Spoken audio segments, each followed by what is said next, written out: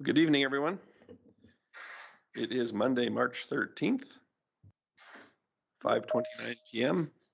I will call the meeting to order for our regular meeting of Lacombe City Council. Is there an opportunity to review the consent agenda? Any items we should have removed? Councillor Hoekstra. Thanks, Mayor Chrissy. I just have a couple of things. Lacombe Library Board minutes are not updated, so just to be noted. I don't know if you have to pull them for that reason. And then the regular council meeting minutes, there's an error in them. Okay. Thank you. And with respect to the library board minutes, is this something that there is an incorrect one that's listed? Okay. I think we need to go over them too in depth then, but thank you for mentioning that. Anyone else? Councillor Connick. Thank you, Mayor Chrissy. I had a couple of things from in camera I wanted to add, but I guess that's not consent agenda. So I'll wait till we approve the consent and then. Very good. I'll keep that in mind. Anyone else? Legislative Coordinator Bellabono. Thank you, Mayor Creasy. I just wanted to confirm that the library board minutes that we are pulling are the November 22nd, as there's two listed there. Thank you.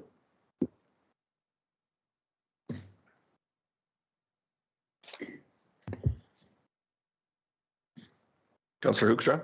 Thanks, Mayor Creasy. I move that we approve the consent agenda as amended. Thank you. All those in favor?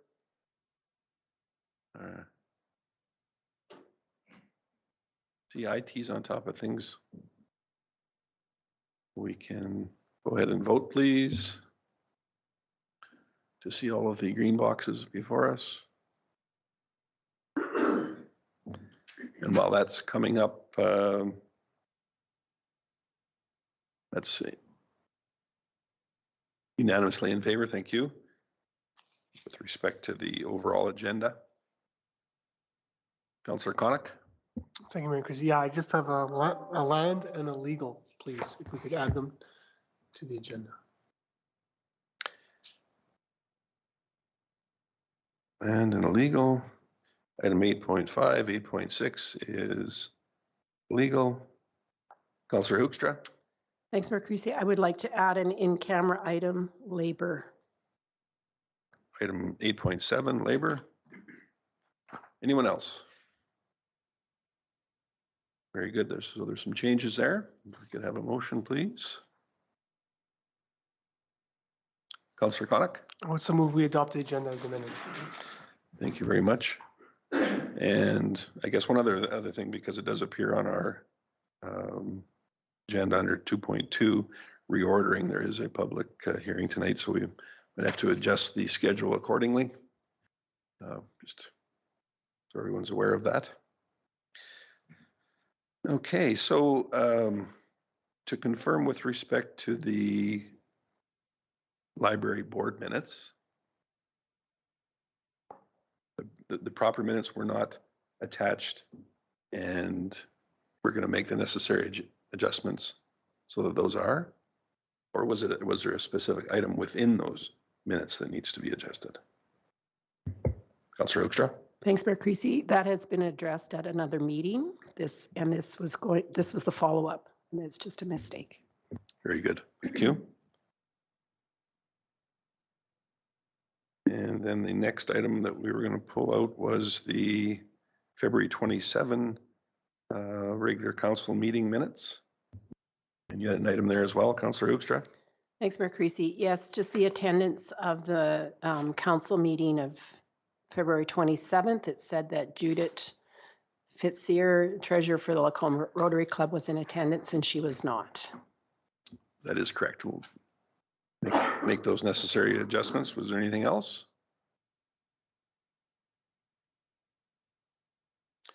Then we should have a motion as well. Councillor Hoekstra.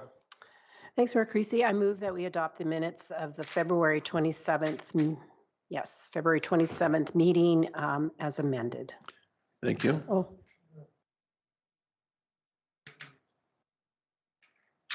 Thank you very much. That was my fault. We did not vote on the meeting agenda to be adopted as amended.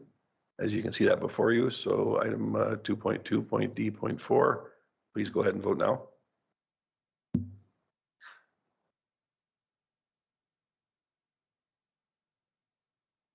That's unanimous. Thank you.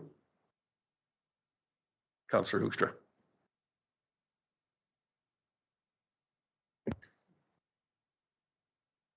Okay, very good.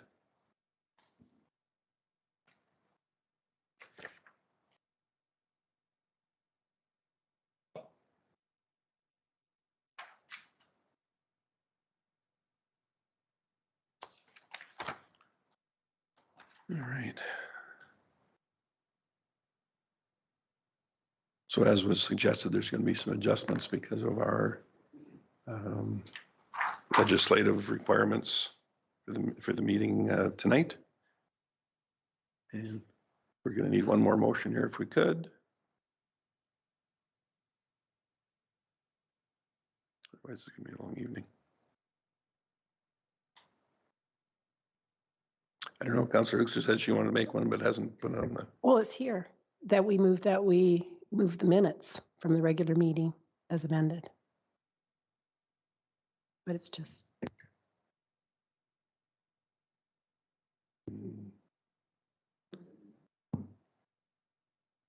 I think that might have been a miscommunication, actually. I think we already voted on that, did we not?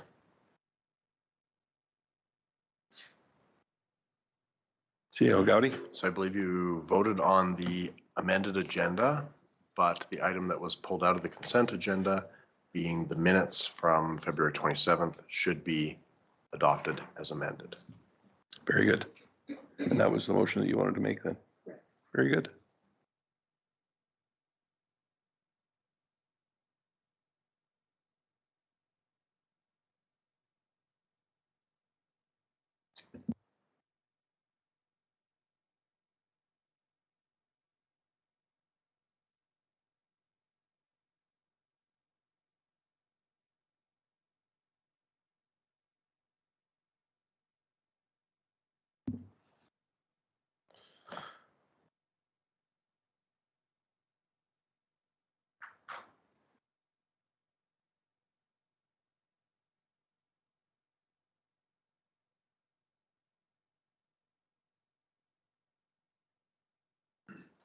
That's up for voting now, please.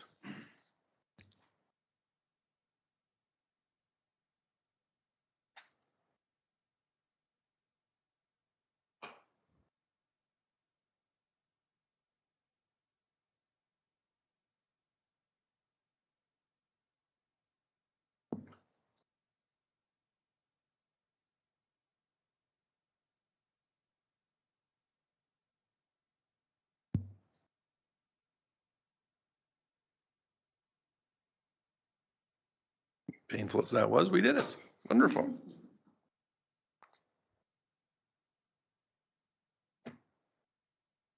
So I think we've probably got time for item 6.1. If in fact Manager Mitchell is prepared to lead that item now.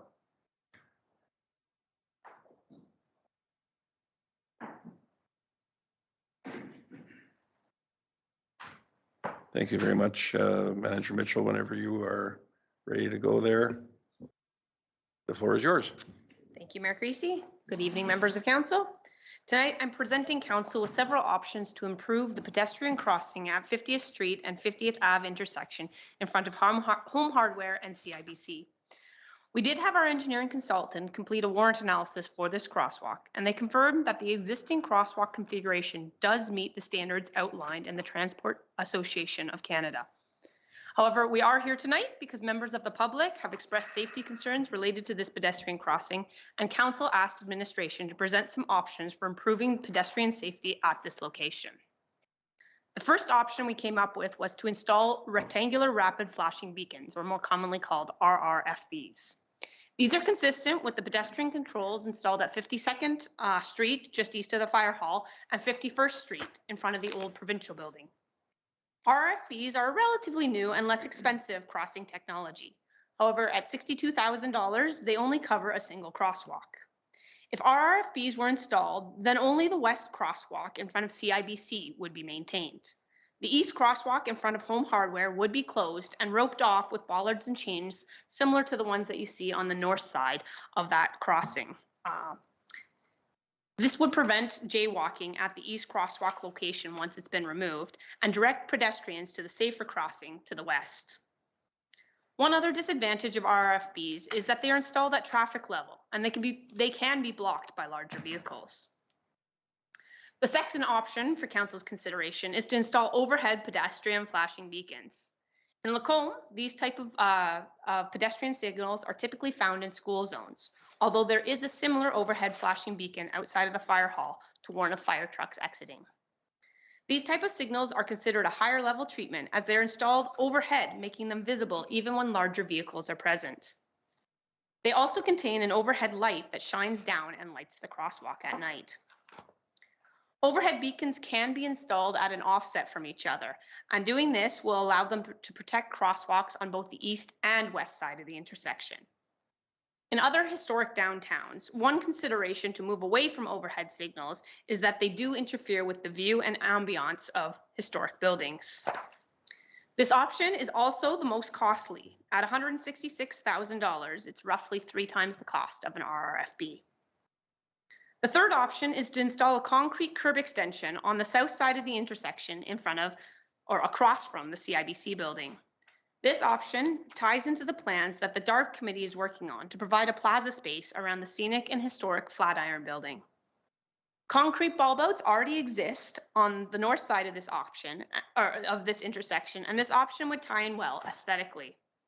However, it would require reducing traffic to a single lane through the intersection. Currently, there are 2 lanes eastbound, and when a vehicle turns left onto 50th Street, other vehicles can use the south lane to get around them. If the if eastbound traffic were reduced to a single lane, then traffic would end up queuing behind left-turning vehicles.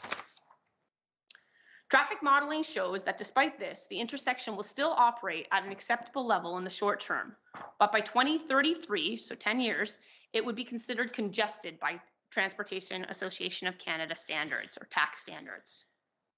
I will note that over the years, Engineering Services has observed that most residents in Lacombe do expect our intersections to operate at levels above TAC's acceptable standards. So with this change, it is likely that we would see complaints well before that 10-year window is up. One option to mitigate the queuing due to left turn movements is, in time, to eliminate the left turn movement and make 50th Street a right in, right out only. However, we recognize that this does have significant traffic implications, and administration does not recommend this option without undertaking significant public consultation. The curb extensions in this location are estimated at about $130,000. The high cost for this option is due to the fact that these curb extensions are planned to extend up to the 49C Avenue intersection in order to tie into the proposed plaza. And this is illustrated on page 74 of the council agenda.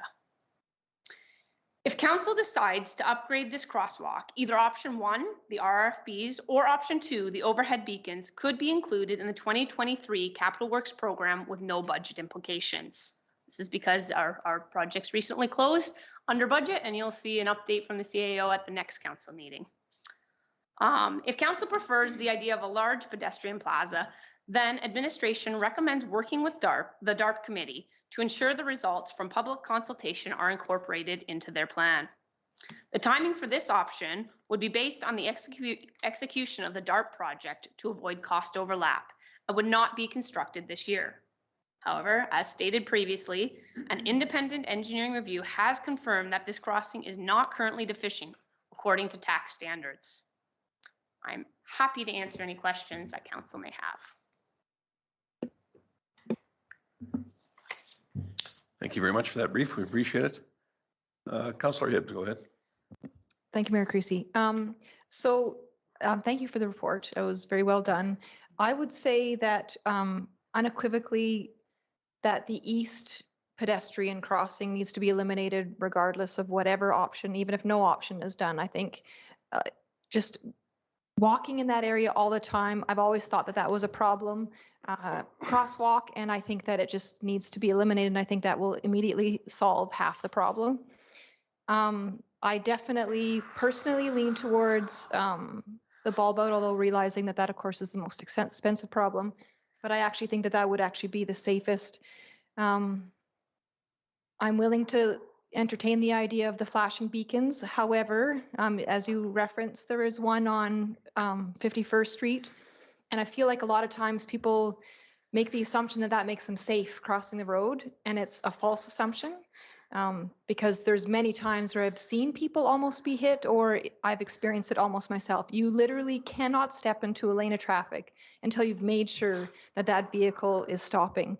And when there's 2 lanes of traffic in this case, further east, going one way and one the other, like it just gets harder and harder with the amount of traffic. So I think without a doubt, whatever option council decides to support in the future, I think that east crosswalk just needs to go. I think it's unsafe, and we shouldn't be offering it for the convenience. It's just a little ways down the road, and that's already a safer option just because of the configuration. I guess I'd be more interested to hear what the larger DART proposal is, because there isn't really a whole lot of details here, and I don't sit on that committee, so I'm not privy to that. So I guess that would be my comments, is I'd be really interested to hear what that kind of looks like more before I would have an opinion. Councilor Ross? Thank you, Mayor Creasy. I'll echo, I'm very much in favor, at the very least, the beacon lights. On the west side, I'm not in favor of closing down a lane, because obviously with that advantage of 2 lanes going east, you have 1 lane that continues east and one has the option to turn left. I think you're restricting traffic flow movement there, but at the absolute very least is the beacon lights.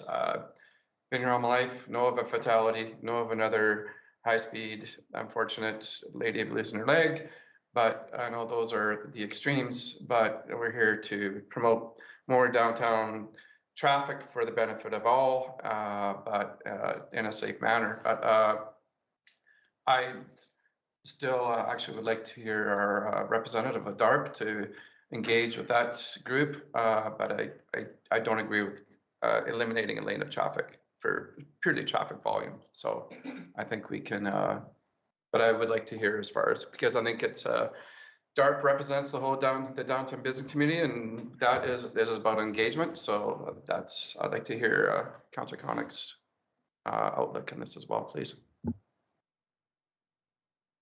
Thank you, Councillor Connick. Thank you, Mayor Creasy. Just a couple of points I wanted to make. I totally agree with comments that have already made to date. The downtown core would, something has to be done to increase safety down there. I do like it was noted in your report, Manager Mitchell, that however, it was noted that the Transportation Association of Canada recognizes that engineering judgment, knowledge, and local experience must also play a role in decision-making given the existing constraints and unique characteristics of each situation. Excuse me. So yes, it may be fine by their standards, but they do recognize that, of course, that local municipalities and so forth can, and the public can have a say in that. So I like the motion that's written here tonight, that we accept this as information. I think that's the best path going forward.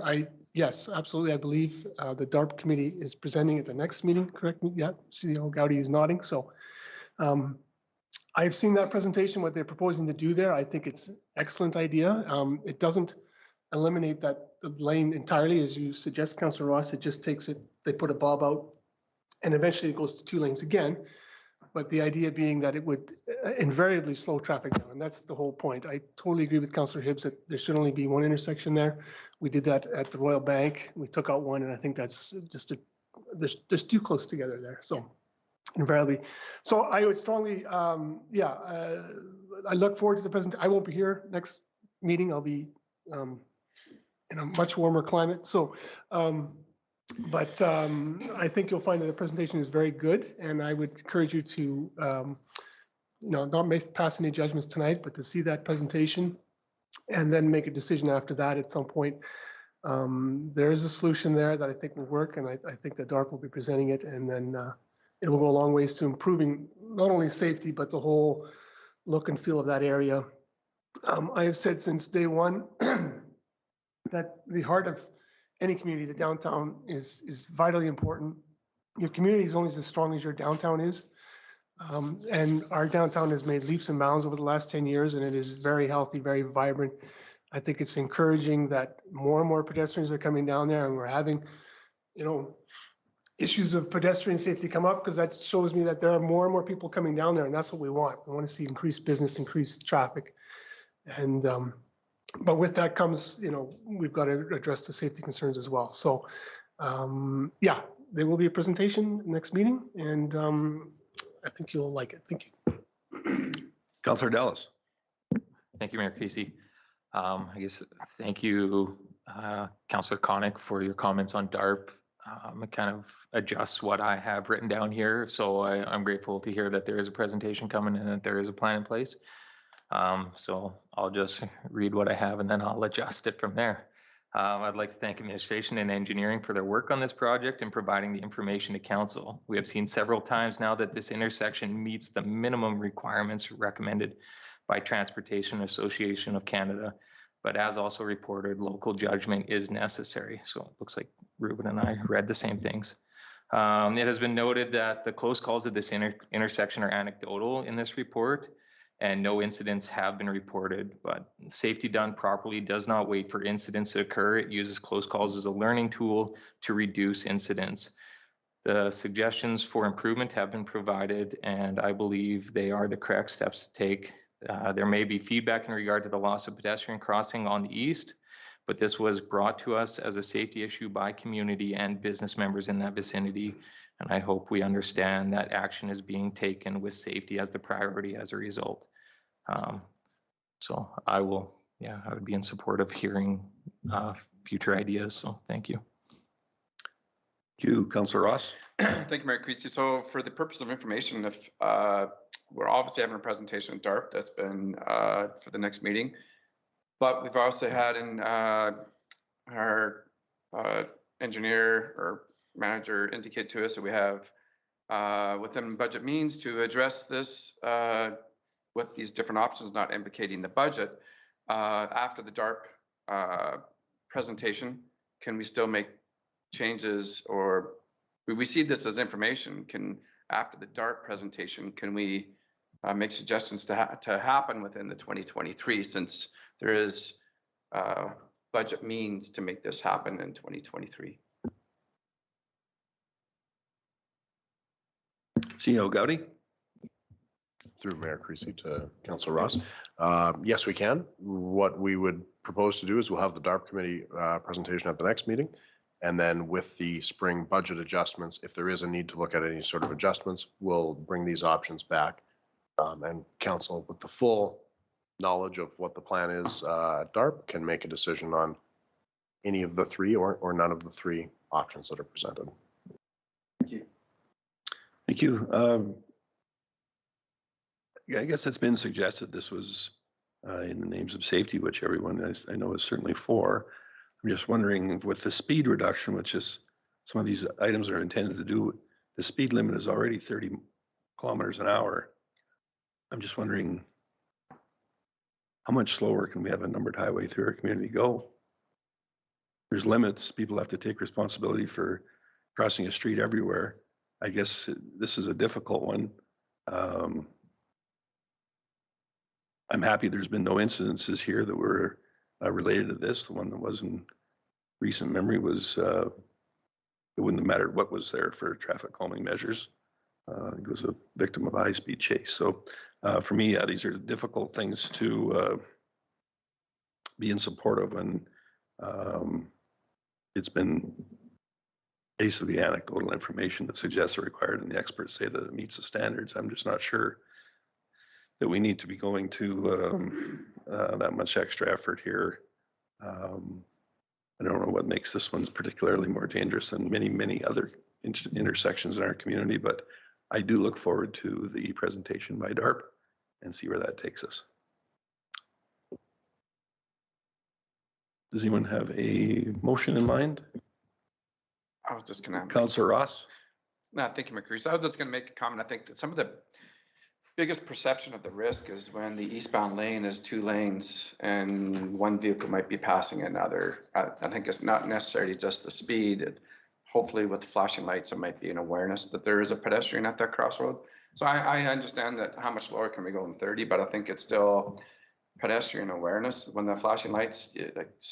But I think the highest risk at that specific point is 2 vehicles passing each other at that specific point.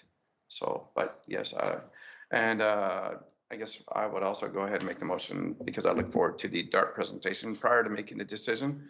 The recommended motion is receiving it as information in number 1, sorry. Where are we? Sorry, I lost it on my, yes, sorry. The council accept the pedestrian safety options for 50th Street and 50th Avenue report as information. Thank you. Anyone else? I think we'll have that up on our units here shortly. Please go ahead and vote.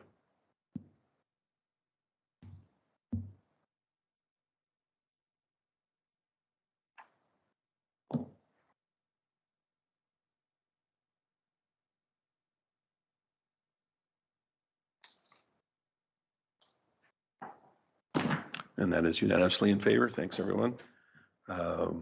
Councillor Ross? Oh, I'm sorry.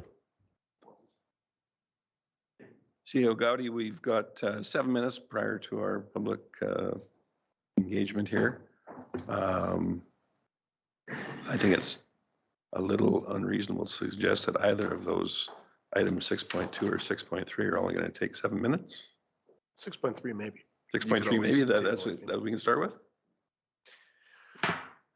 Item 6.3 is 2 bylaws, bylaw 498 and bylaw 501, which are to borrow respectively for a fire engine and a fire ladder truck, $1 million and $2 million. Of course, we're hoping to see these tenders come in under that budget, but we want to set an upper limit that allows us to finance the equipment. Many of these trucks are long lead time items, so 2-3 years delivery in some cases.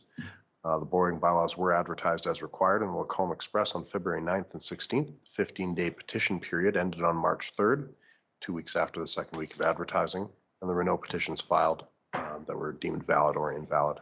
This evening, administration requests council's approval of second and third reading of these 2 borrowing bylaws, and I'm happy to answer any questions. Thank you. Councillor Hibbs? Thank you, Mayor Creasy. I don't have any further questions. I just move that council approve the second reading of bylaw 498 for a fire engine. Thank you. Councillor Connick? Thank you, Mayor Christie. I know the local fire department had shown some initiative with some of the older fire engines and had them repurposed and resent to Paraguay and Chile and the like. I believe the member who was spearheading that, I don't know if he's still there or not, but is there any indication that initiative will carry on with these 2 retiring units or no? Just curious. I know they're looking at disposal of the asset plans right now. We're hoping actually that one of them might have some residual life left for a county that doesn't require it for their insurance rating, but would benefit from it from an operational perspective. So we're hoping there's some residual value that we can realize to offset the cost of the new one. If not, they'll be looking at charitable. Move that council approve third reading of bylaw 498 for a fire engine. Thank you. Any further comments or discussion with respect to borrowing on for the new or for the fire engine? Seeing none, I will call the question then. Please go ahead and vote.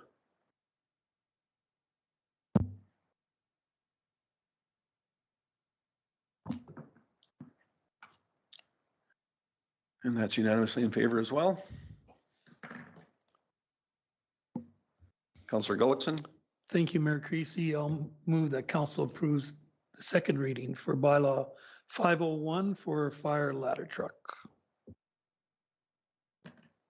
Thank you very much.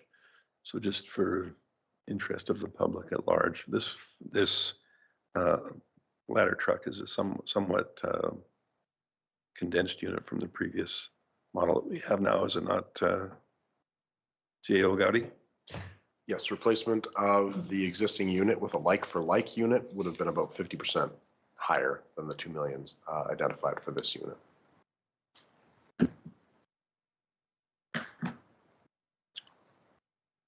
Anyone else? And I will call the question as well. It's up on your machines.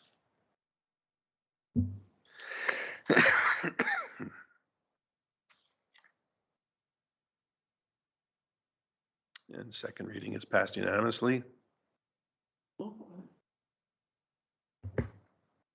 Councillor Hoekstra. Thanks, Mayor Creasy. Could I move that, or I will move that council approves third reading of bylaw 501 for the fire ladder truck. Thank you. I see no additional comments. So when that comes up in your machine, please go ahead and vote.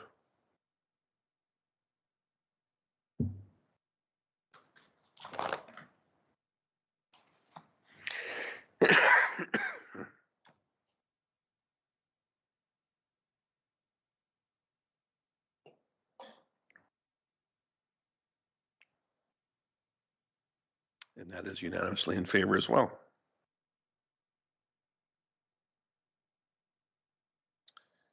See, El Gaudi was so efficient on behalf of Senior Manager McKinnon that we breezed right through that one and still have a couple minutes left, but actually it's 5:59, so I think we'll get ready for our public hearing.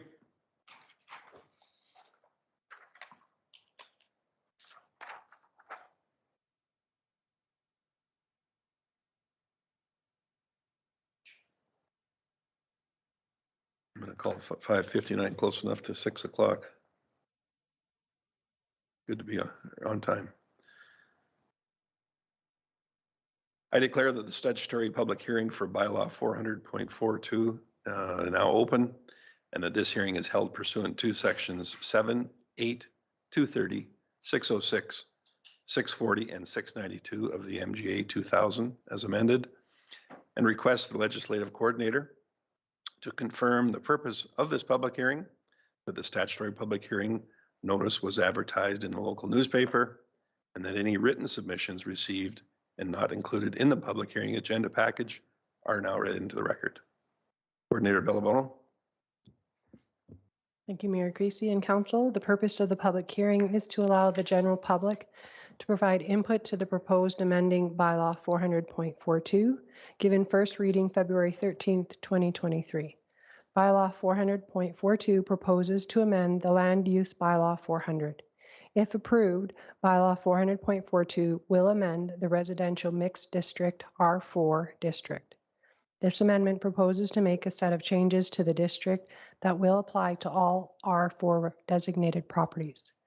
Per section 606 of the MGA requirements for advertising, a public hearing notice was advertised as shown on page 65 of the agenda in the Lacombe Express Thursday, February 23rd, 2023 and Thursday, March 2nd, 2023. Mayor Creasy and Council, there were 7 written submissions received. 6 of those are included in the agenda package, and I will now read on to the record the 7th letter. I have talked to you in the past about my concerns over asbestos in older homes being torn down. Thank you so much for the change in permits that require developers to report about asbestos contamination before demolition. Today, I'm writing about my thoughts on the R4 district bylaw amendment. I have lived in this area for FOIP section 17. It saddens me to think that after years of removing overgrown shrubbery and a rock pile, planting new growth, garden landscaping, complete gutting, and renovating an older home, that all of our manual labor will come down to nothing but the value of our lot size. That the maximum number of units for multi-attached housing is 6 dwelling units per building. This is unclear. Is it 4 or 6 units permitted? I feel that 4 units means 4 units, not 4 units with 4 basement suites. Why has it increased to 4 units from 3 accumulates and sometimes flows into the alley? Aesthetics, parking, landscaping, and functionality are still left as the discretion of the development authority. This doesn't ensure any minimum or maximum standards, and/or follow up after and before construction, especially with rental units. Thank you for listening to my concerns. Mayor Creasy and Councillor, there was no registrations for members to speak of the public. Thank you very much for that. Just for clarification, CEO Gowdy, I believe in that submission that was read aloud, it suggested that the current Size of lot, whether or not you could have 3, 4, 5, 6. So I think the reference, I'm quite confident, actually, that the reference was to the original iteration of the amendment that is proposed to you tonight, which had a threshold of 3 or less being permitted and 4 or more being discretionary. What's before you this evening, based on feedback we received recently over the previous consultation period, is a threshold of 4 or less being permitted and more than 4 being discretionary. That's an important distinction from what you saw in the past. It is an important distinction. I wanted that to be clarified, to think that we weren't changing it from original. This does provide clarification, which I appreciate. Thank you for that. Coordinator Bellabono? Oh, very good. So we've got a few people here that hopefully are prepared to present, and I would suggest that all persons giving oral presentations are to clearly state their name, and presentations are to be brief and to the point. The order of the statutory public hearing presentation will be as follows. Our development officer or designate, those in favor, followed by those opposed, and then any person deemed to be affected who wishes to be heard.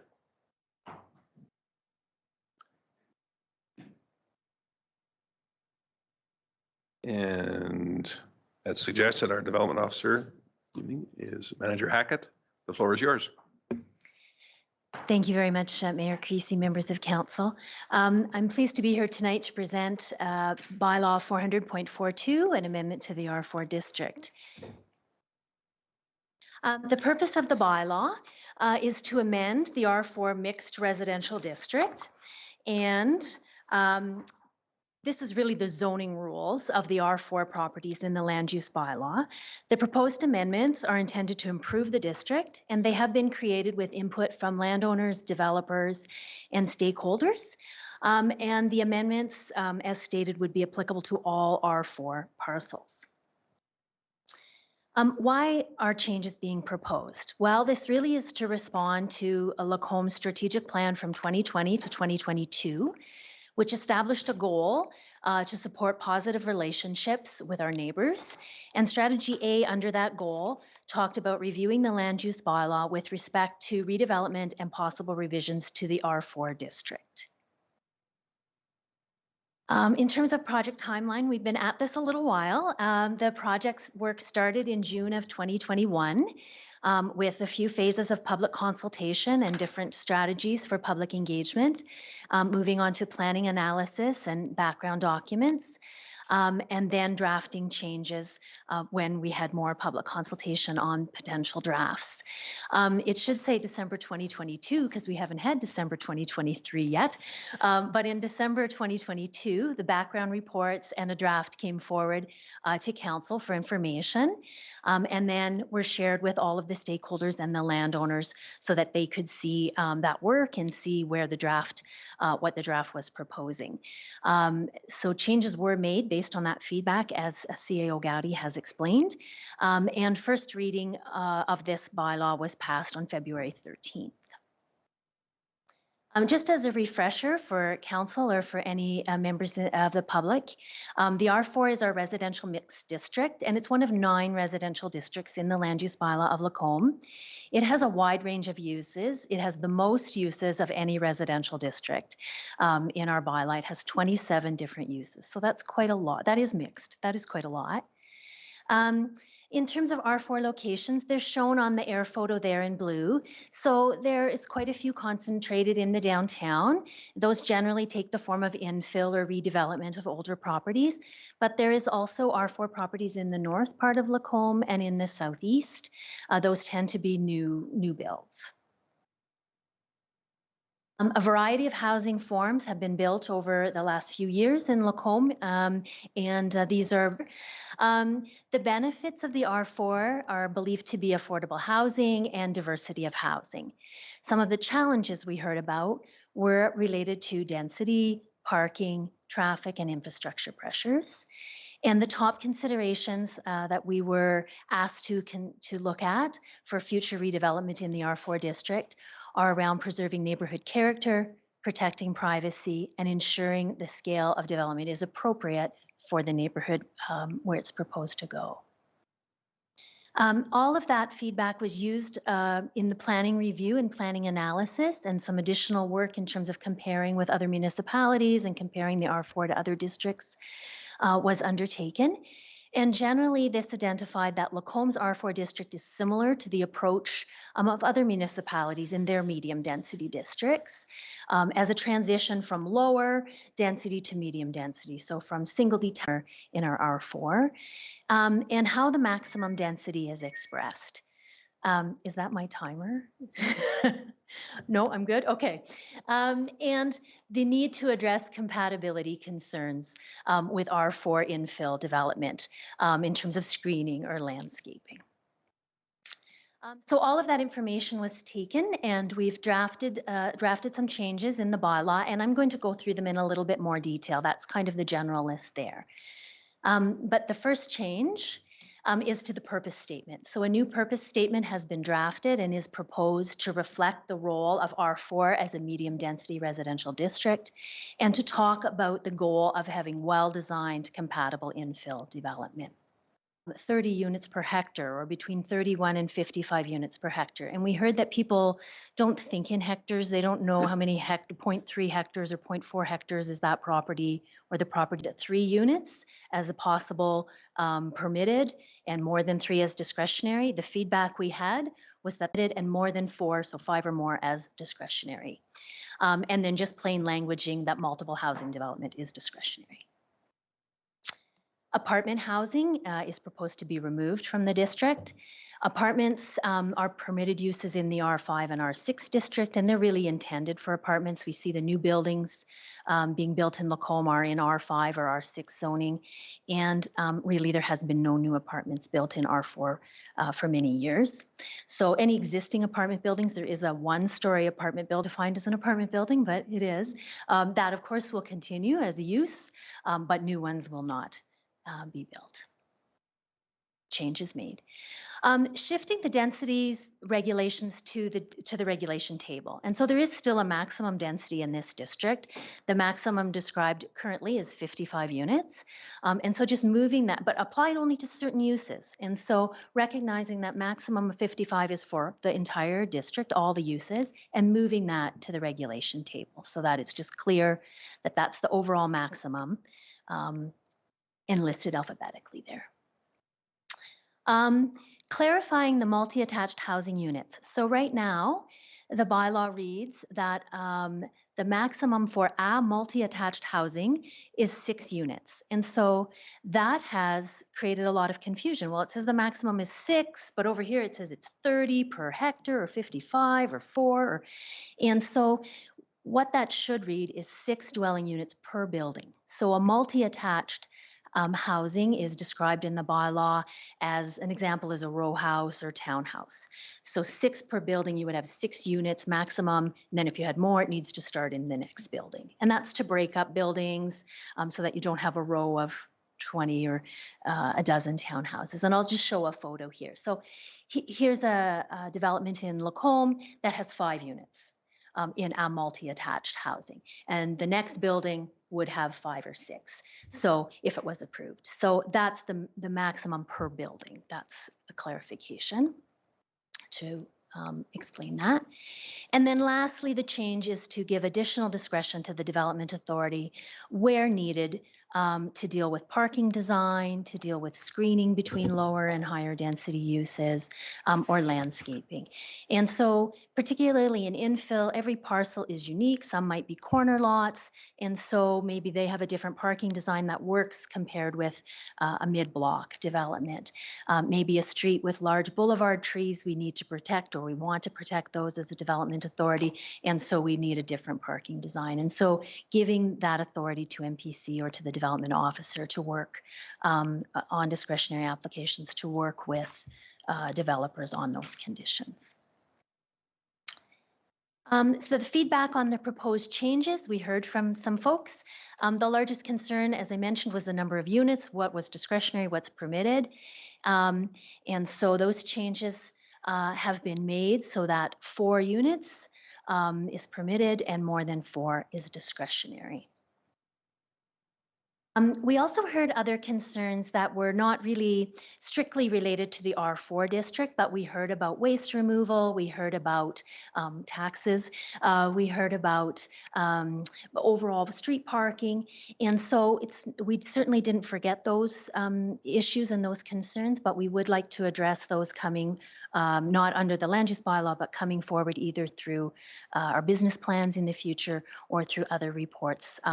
There was heritage comments, for instance, and so those may come forward in a heritage report or in a heritage bylaw as opposed to this bylaw. This phase is really concentrating on the R4 specific concerns. So in summary, bylaw 400.42 has been written to respond to the goals of Lacombe's 2020-2022 strategic plan. It considers research conducted to comparable districts.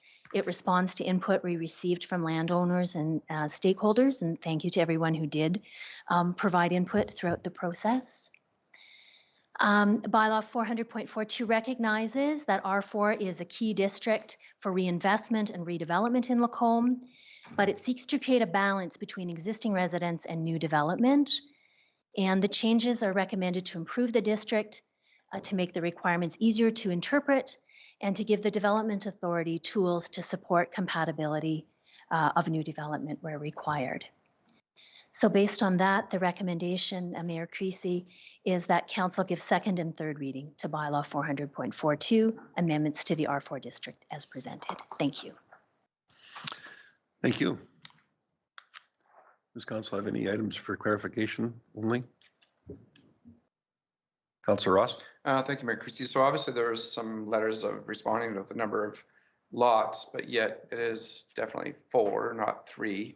So is that information been corresponded to the individuals that forwarded letters of concern of those developers that it is obviously 4? Because like CEO Gowdy alluded to it, as yourself as well, as a simple language. So has that been corresponded back to them individuals so that it is just as what you've stated and reported? Yes, Mayor Creasy, through to Councillor Ross. To folks who did contact me, I have sent them the new draft or the current, the bylaw that got first reading to communicate that. There may be still some folks who haven't seen those changes, but anyone who did contact us, that was communicated to them. Councillor Hibbs? Thank you, Mayor Creasy. I do have a few questions. They're more or less related to each other, though. So first question is, has the calculation used changed in this amendment as opposed to what's been done in the past? That there has been no change to the calculations, is that correct? Like what's permitted and like density-wise, I mean? Mayor Creasy, through to Councillor Hibbs, the current bylaw really relies on the size of the parcel, and so those calculations were done on a one-off basis. This simplifies it by saying that any time there's a proposal greater than 4 units, it is going to be discretionary. So for the majority of infill, it's going to be very similar, but there is going to be parcels that may see that change. A larger parcel would see that change and might move from permitted to discretionary. Okay, and so then on the flip side of that, I noticed that one of the changes, it talks about up to 4 units being permitted. Now, is that when it says up to, so say a development is 3, is that because the developer decided 3, or is that because the development authority said, by my calculations, you can only have 3? So if you could clarify on that. Mayor Creasy, through to Councillor Hibbs, under the proposed change, then the maximum permitted would be 4. And so that would be not the developer, that would be no one's calculation, that would just be 4. Under the current, it would be based on the calculations. So in the new bylaw, assuming the amendments go through as are, the size of the lot is relatively irrelevant. They could develop 4 regardless of whether it's a slightly smaller or slightly larger typical R4 lot, I guess is my question. Yes, the maximum density overall in the district is still 55 units per hectare. So if they did have a hectare of land, let's say, then the maximum they could have would be 55, but anything over 4 would be discretionary. Okay. Does that answer the question? I think so. It's just, Okay. I think that's an important point of clarification because of course, all these R4 lots are not equal size, right? And we've seen what I would suggest is some overdevelopment in the past of certain lots. And I guess that's my fear going forward, not sitting on MPC now, but having done so in the past, that is definitely the lot that got the most friction between developer and neighbors. I do appreciate the additions to sort of giving administration more power to add additional requirements, especially around parking, because again, that's a major friction point. So I do hope that those changes will sort of bolster that ability to sort of deal with that and try and smooth that over. I guess I just say that I am a little bit concerned about Councillor smaller. Hibbs, I just want to remind you, we're in a public hearing. Oh. So this isn't the time for comments. Just if there's questions for clarification, that's fine. Okay, thank you. Were there any other clarification items? CAO Gowdy? So I just want to make sure that we have addressed Councillor Hibbs' question as much as we can. And I believe that the question is sort of about those outlier lots. So we're pretty clear on sort of the standard R4 lot is going to be 4 or less, that's allowed. 1-4 discretionary.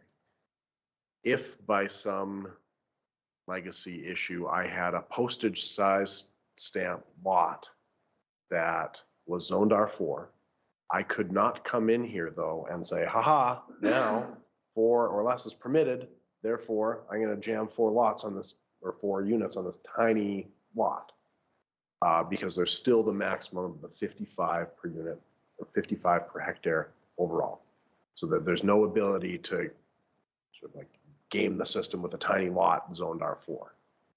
Conversely, if I have a giant R4 lot, again, from some legacy development, I am not restricted to 4. I would just have to come in here to the Development Authority, MPC, because it would be a discretionary thing, and say, actually, I have this giant R4 lot, so I should be able to have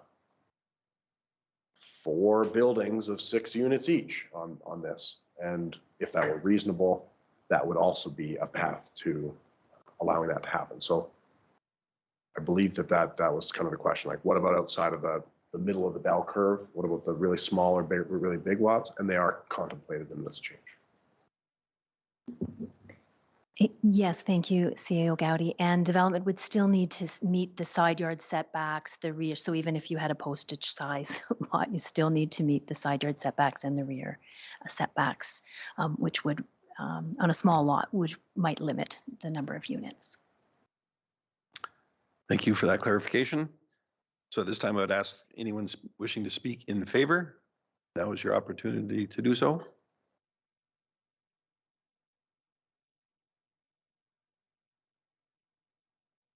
Nobody was too intimidated by Manager Hackett being there.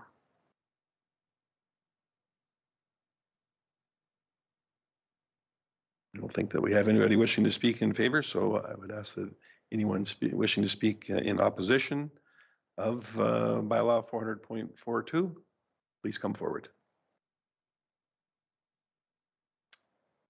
I see an equal participation there, so I'll ask one more time for anyone who is deemed to be affected by bylaw 400.42. Please come forward.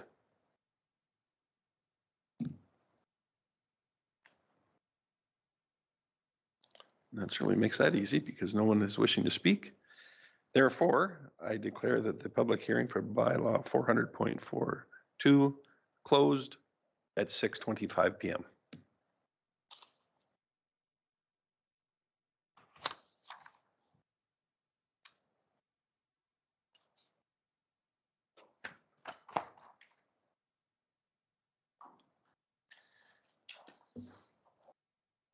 And Manager Hackett, if you wanted to have a seat once again.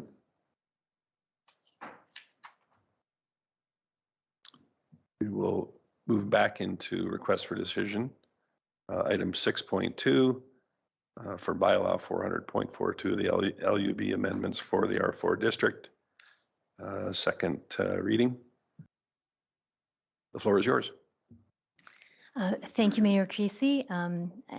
As presented in the presentation, the recommendation is for council to adopt bylaw 400.42 amendments to the R4 district in second and third reading, and I'm happy to answer any questions. Thank you. Thank you.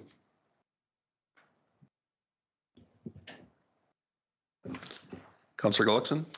Thank you, Mayor Creasy. I'd like to make that motion for second reading, or that council gives second reading to bylaw 400.42 amendments to the R4 district as presented. Thank you for that. Councillor Dallas. Thank you, Mayor Creasy. Thank you, Manager Hackett. Appreciate it. As mentioned before, the correspondence that came in, there was some concerns in regards to the number of units, and we appreciate that you took that into consideration and were able to make adjustments that seem to have met the needs of our community members that are looking to develop these areas. So thank you for doing this and making sure that we had consultation in place. Thank you. Councillor Hibbs, was there any additional items that? No, I think that it was addressed, that my real concern was about, as was sort of mentioned, the outliers, the overdevelopments, but I feel like that has been largely answered. So that's it. Thanks. Very good. Thank you. I think that was the feedback that I heard from the development community, was the clarification for the 4-lot minimum. And I think that's going to make it a lot easier to distinguish, provided it meets the overall area requirements, which, let's face it, the vast majority will in that area. But for those items that were discussed that are outside, larger or smaller, there's other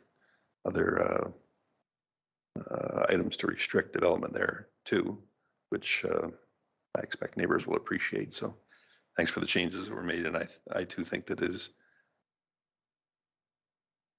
a job well done on something that is rarely enthusiastically accepted by members of the public. And much to your chagrin, there are very few people that get tremendously excited about these types of things. So we thank you. You read my mind. I believe Councillor Gullickson had a motion before us. I don't see any other comments. So please go ahead and vote.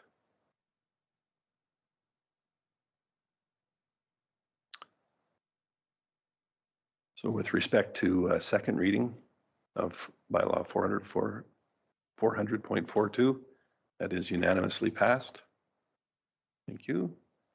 Is there any appetite for a third, or do you choose to wait? Councillor Dallas.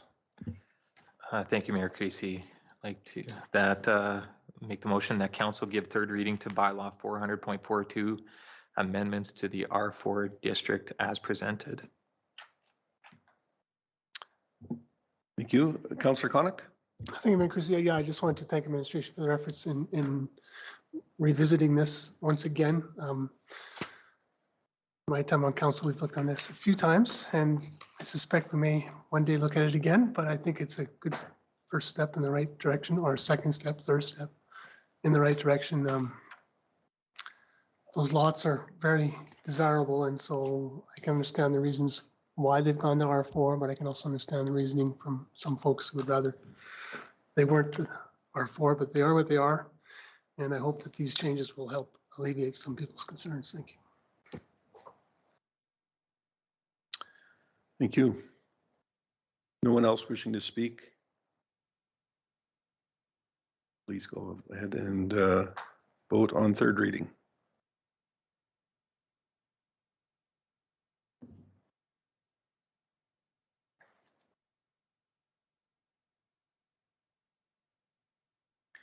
That is passed unanimously as well. Thanks, everyone.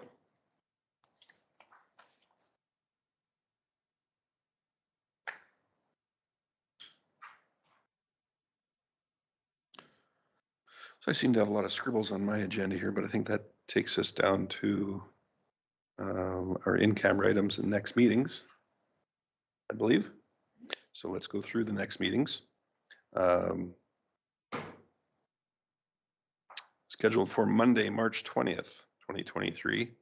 This is has a proposed rescheduling date for Monday, April the 3rd for a committee of the whole meeting here in Chambers at 5:30 p.m. CAO Gowdy. So it has been rescheduled.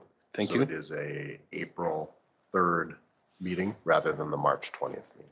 Very good. So we'll see that the agenda is updated accordingly as well. Thank you. And a regular council meeting here again, 5:30 in Chambers for March 27th. And then on a Tuesday, obviously after a long weekend, so everyone jog your calendars, Tuesday, April 11th, a regular council meeting here at 5:30 p.m. again. So I believe that does take us down to in-camera items. Councillor Gullickson. I'd like to make the motion that we move in camera. Thank you. And I believe that item is on your units for voting, so please do so now.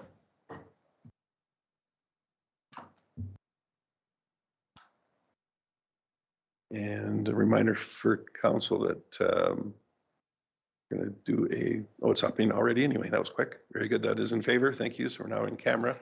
We're going to take a 5-minute recess to allow for prep